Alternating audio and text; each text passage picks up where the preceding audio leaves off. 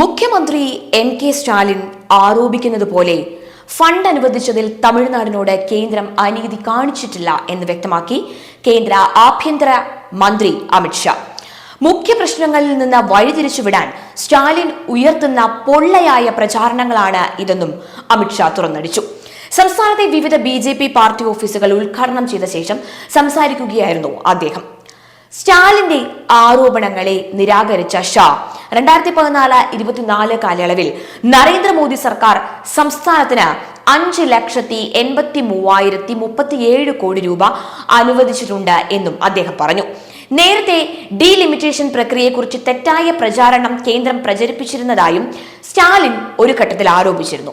തുടർന്ന് ഈ വിഷയത്തെക്കുറിച്ചുള്ള ഊഹാപോഹങ്ങൾക്ക് വിരാമമിടാനും ഷാ സമയം കണ്ടെത്തി.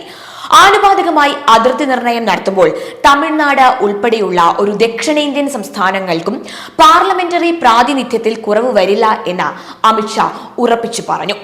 സംസ്ഥാനത്തെ ക്രമസമാധാന പാലനത്തിലെ പരാജയം സംബന്ധിച്ച് ഭരണകക്ഷിയായ DMK സർക്കാരിനെതിരെ കേന്ദ്രമന്ത്രി രൂക്ഷ വിമർശനമാണ് ഉന്നയിച്ചതത്രയും.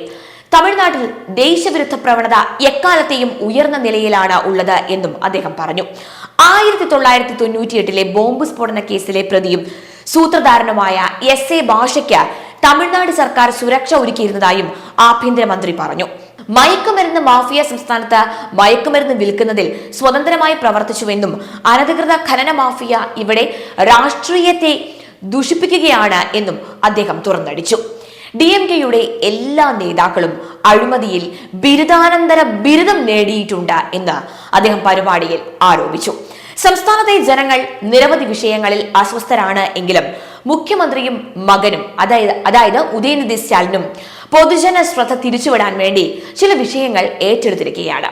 തെക്കിനോട് ഒരു അനീതിയും അനുവദിക്കില്ല എന്ന് പറഞ്ഞ് അതിർത്തി നിർണയത്തെക്കുറിച്ച് അവർ ഒരു യോഗം നടത്താൻ പോകുകയാണ്.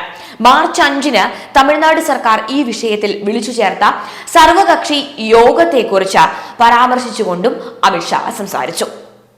എന്നാൽ മണ്ഡല പുനർനിർണയത്തിനു ശേഷം ഒരു ദക്ഷിണേന്ത്യൻ സംസ്ഥാനത്തിനും ഒരു സീറ്റ് പോലും നഷ്ടപ്പെടില്ല എന്ന് മോദി സർക്കാർ ലോക്സഭയിൽ വ്യക്തമാക്കിയിട്ടുണ്ട് എന്ന് BJP നേതാവ് പറഞ്ഞു.